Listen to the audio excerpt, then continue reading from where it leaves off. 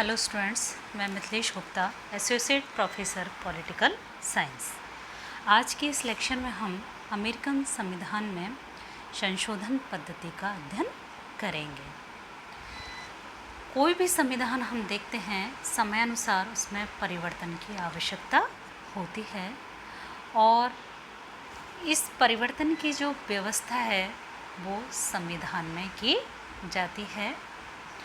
तो संविधान में परिवर्तन के आधार पर संविधान दो प्रकार के होते हैं, कठोर संविधान और लचीला संविधान।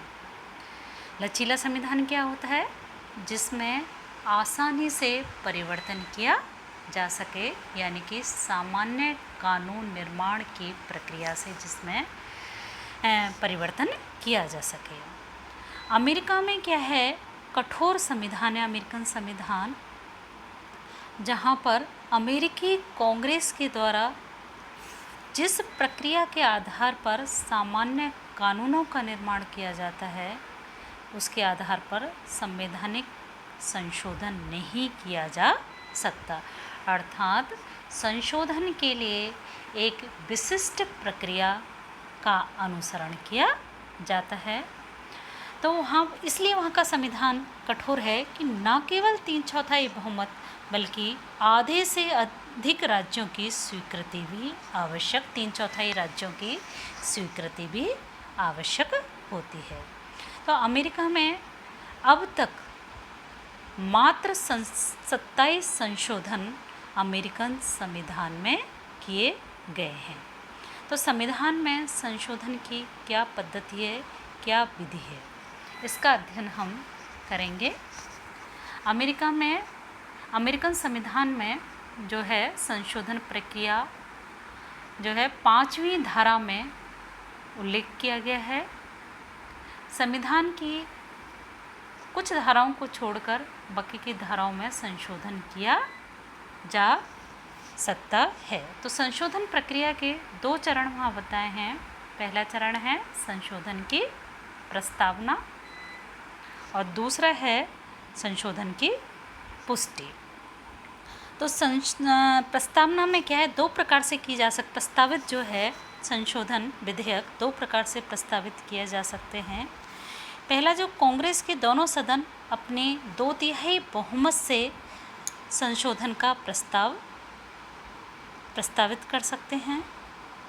और दूसरी पद्धति ये है कि अमेरिकी संघ की कम से कम 2/3 राज्यों की विधानसभाएं कांग्रेस में से अगर संशोधन की प्रार्थना करें तो ऐसी स्थिति में कांग्रेस संविधान संशोधन करने के लिए एक सम्मेलन आमंत्रित करती है और इस सम्मेलन द्वारा संशोधन प्रस्तावित किया जा सकता है।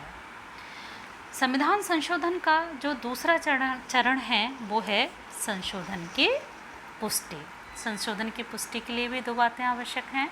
पहला, संघ के जो है 3/4 राज्यों के विधान मंडलों की स्वीकृति आवश्यक होती है। इस कार्य के लिए राज्यों में आमंत्रित किए गए सम्मेलनों में से 3/4 राज्यों के सम्मेलनों द्वारा संशोधन की पुष्टि की जा सकती है और संसद के दोनों सदनों का 3/4 बहुमत जो है आवश्यक होता है। उपस्थित और मतदान में भाग लेने वाले सदस्यों का 3/4 बहुमत आवश्यक होता है। तो इस तरह से देखते हैं अमेरिकन संविधान में संशोधन की प्रक्रिया अत्यधिक कठिन है। न केवल कांग्रेस के दोनों सदनों का 3/4 बहुमत आवश्यक है, इसके साथ ही अमेरिकन संघ के 3/4 राज्यों के विधान मंडलों की स्वीकृति भी आवश्यक होती है। तो इस संशोधन पद्धति की अपनी कुछ प्रमुख विशेषताएं हैं, जैसे कि संशोधन के संदर्भ में राष्ट्रपति की भूमिका का अभाव है। बगैर राष्ट्रपति की मतलब संशोधन प्रस्ताव पर राष्ट्रपति की स्वीकृति आवश्यक नहीं है। दूसरी जो विशेषता हम ले सकते हैं वो है राज्य संशोधन प्रस्ताव पर पुष्टि प्रदान करने यानी पुष्टि स्वीकृति प्रदान करने के बाद अपनी स्वीकृति वापस नहीं ले सकते हैं।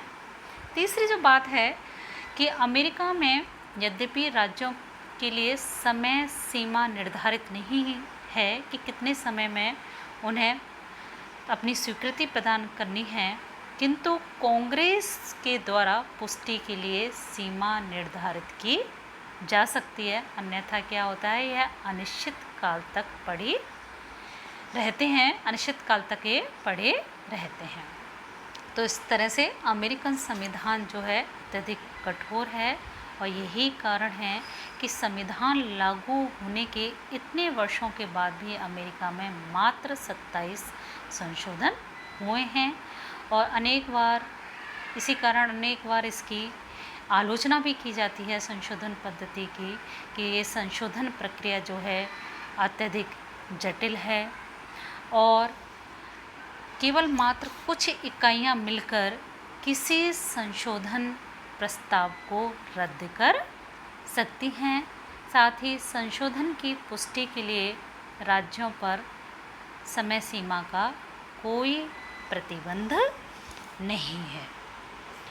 अमेरिकन संविधान में जो महत्वपूर्ण संशोधन हुए हैं उनमें हम देखते हैं कि संविधान के जो प्रथम 10 संशोधन थे वो नागरिकों के अधिकार पत्र से संबंधित हैं। वो एक साथ किए गए थे 1791 में और इन संशोधनों के आधार पर ही संविधान को राज्यों द्वारा स्वीकृति प्रदान की गई थी और इनके द्वारा नागरिकों को विविध अधिकार प्रदान किए गए। इसके बाद देखते हैं 13वां संशोधन द्वारा अमेरिका में दास प्रथा को समाप्त किया गया था। 14वां जो संशोधन है वो नागरिकता से संबंधित है। 15वां जो संशोधन है उसके द्वारा जाति, वर्ण या दासत्व के आधार पर किसी को नागरिकता से वंचित नहीं करने की व्यवस्था की गई है। तो ये संशोधन भी नागरिक अधिकारों से संबंधित हैं। संविधान का जो 26वां संशोधन है वो 1970 में पारित हुआ था और इसके द्वारा क्या हुआ, जो मतदान की आयु है वो 21 वर्ष से घटाकर 18 वर्ष कर दी गई। तो इस तरह से 27वां जो संशोधन है वो 1992 में किया गया और इस तरह से अमेरिकन संविधान जो है वो कठोर संविधान की व्यवस्था करता है। यहाँ संविधान जो संशोधन प्रणाली है वो अत्यधिक कठिन है, कठोर है। धन्यवाद।